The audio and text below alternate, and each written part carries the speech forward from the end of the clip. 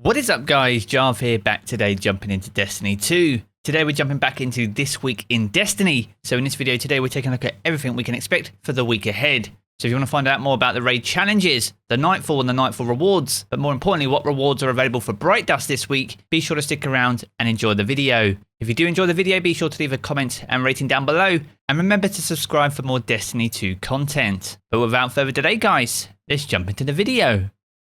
Another week and another This Week in Destiny. Before we jump into the meat of today's video though, I want to first invite you all to the Jarv Community Hub. This is a fast growing community Discord we have with nearly 5,000 amazing Guardians. So if you'd like to talk about Destiny, share your god roles, or just get fire teams together to get things done, be sure to jump in. You can find the link to the Discord down in the video description below.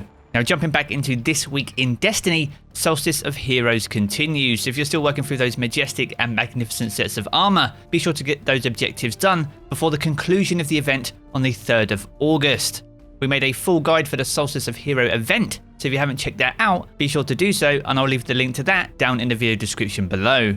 Now, as well as the Solstice of Heroes event continuing, we also see the introduction of a brand new raid challenge for the master version of the Vault of Glass. Now, these do rotate each and every week, and upon completing them, you get a brand new Timelost weapon that you can obtain by successfully completing that challenge. Now, the challenge for this week is called Wait For It. Now, to complete this challenge, you'll need to head over to the Conflux encounter during the raid, and in order to complete this, you need to wait and kill the Wyverns as they are sacrificing at the Confluxes during the encounter. Middle Tree Striker Titans with a brand new chest piece from Season of the Chosen will be top tier choices here, as Wyverns are absolutely deadly, especially inside the master version of this raid. Now if you can successfully complete the challenge for this week, you'll be able to get your hands on the Vision of Confluence Timelost Scout Rifle. Now all the Timelost weapons come with curated perks, and for the Vision of Confluence it comes with Zen Moment, where causing damage with the weapon will increase its stability, but also full auto trigger system, and this is simply where holding down the trigger will fire the weapon in full auto. Very reminiscent of some of the perks on Vision of Confluence back in Destiny 1, so if you want to get your hands on it and seek out that god roll, be sure to jump into the Vault of Glass this week and complete that new raid challenge. Now as well as the new raid challenge, we also have a double Infamy all week long, so if you're still chasing down some of those Infamy ranks for some of the seasonal challenges that you haven't yet done, like myself, then be sure to head over to Gambit and get those Infamy ranks you need to move one step closer to getting your hands on that 4,000 stack of Bright Dust. Now jumping into the activities for this week, the Override will rotate around to the moon this week, so once again if you're still working through the Path of the Splicer quests, then be sure to head over to the Helm to pick up the quest, and head over to the moon to get those quests underway if you're still catching up. Now as for the Nightfall and the Grandmaster Ordeal, this will be the Warden of Nothing. This returns for Season of the Splicer, and is the penultimate strike we need in order to gild the Conqueror title this season. So if you're chasing down that gilded title, or you just want some endgame upgrade materials, or better still, the Azum RR4 sniper rifle, which is now in rotation for this Nightfall this week,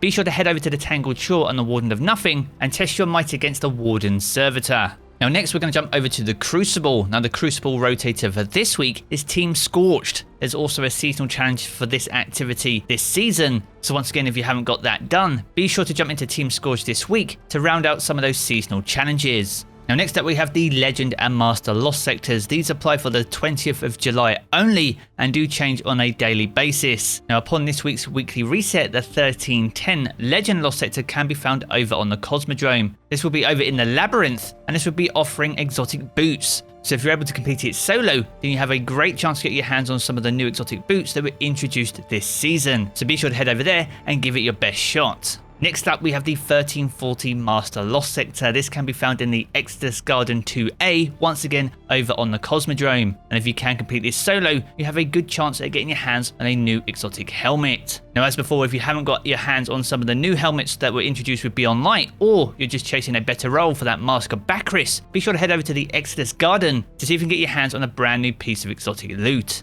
Now jumping over to Europa for this week, the Eclipse Zone can be found over in the Cadmus Ridge region. So once again, if you're working on the augments from Beyond Light and are still catching up on getting those done, be sure to head over there to find your target. Now as for the Empire Hunt for this week will be the Technocrat. Now this does rotate each and every week, and if you can complete this on the Master difficulty, the 1340 version, you'll be granted with a pinnacle piece of loot. So if you're still working towards those power levels before jumping into the Master Vault of Glass, don't forget the Empire Hunt when jumping into the reset this week. We also get a brand new EXO challenge. This week's EXO challenge is the Simulation Safeguard, one of my personal favourites, and an easy challenge to complete, and an easy piece of pinnacle loot. Once again, an excellent source if you're looking to gain those extra power levels. Now next up we move on to the seasonal challenges for this week. We are in week 11 and there are in fact no brand new seasonal challenges for the current week. In fact, there are no new challenges for the rest of the entire season. So from here on out, it's really about going back over previous weeks and ensuring you've completed all the seasonal challenges that have been made available so far. Now, as we said at the start of the video, double infamy is available. So if you've left a few seasonal challenges that include Gambit objectives,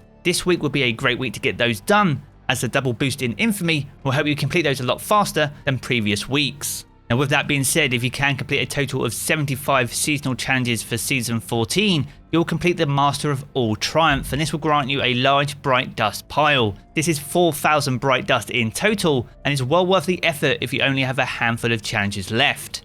And for the most important part of the week, we're going to be taking a look at what Tess has available for Bright Dust in week 11 of Season of the Splicer. Now in the Bright Dust featured section, we have the Moat Juggling emote. I believe this is from my previous Solstice event, and if it's one you want to add to your collection, this will set you back 3,250 Bright Dust. Next up we have the Boy Shell, once again from a previous Solstice event. So if your ghost has that sinking feeling, then you can pick up a rubber ring for it instead for 2,850 Bright Dust. Next we have the Bivalve Projection, a brand new one for this year's Solstice event. So if you're still collecting projections, then this will set you back 1,500 Bright Dust. We also have a shader, once again from a previous event, called Pomegranate Gloss. An interesting colour scheme, not one of my personal favourites, but if you'd like to fill out your shader collection, this will set you back 300 Bright Dust. Now heading over to the main Bright Dust store itself, we have the Fishing emote, once again from a previous event. Quite a funny emote to use if you can time it right, and if you want to add this to your emote wheel, this will set you back 3,250 Bright Dust. Next up we have the Boy Trap, one of my personal favourites. I had to pick this up for silver, I was so impressed with it. In fact, when you get your ghost out, it even squeaks as well. So if you don't want to miss out on this before the end of the Solstice event, and you don't want to spend silver on it, be sure to pick this up this week for 2,850 Bright Dust. Next up we have the Arum Pace Exotic Sparrow, a brand new sparrow for this year's Solstice event. I'm a big fan of the aesthetic of the sparrows and the cosmetics for this season. If you want to add this one to your collection, this will set you back 2,500 Bright Dust. Next up we have the Summertide Kite, an interesting looking ship. It has the word armed on the wings, which is rather interesting. So if you want to add this one to your collection once again, this will set you back 2,000 Bright Dust. Next we have the Future High Five, once again a brand new emote, a legendary one this time. So if you'd like to greet your guardians from Back to the Future, then you can do that for 1,250 Bright Dust. Next up we have the Southern Squall. This is the exotic weapon ornament for the Sturm. Not one of my personal favourites when it comes to weapon ornaments, but nevertheless if you're still completing your collection with those, this is from a previous Solstice event and will set you back 1,250 Bright Dust. And the final item on offer is the Sandcastle Effects Transmat effect. So if you're still collecting these from the Solstice event, this will set you back 450 Bright Dust. So there we have it guys, a good look at everything that we can expect in this week in Destiny for the week commencing the 20th of July. If you've enjoyed the video, be sure to check out one of the 2 videos you see here in these cards for more Destiny 2 content. I'm going to jump back into the game as always guys, and I will catch you all again very soon.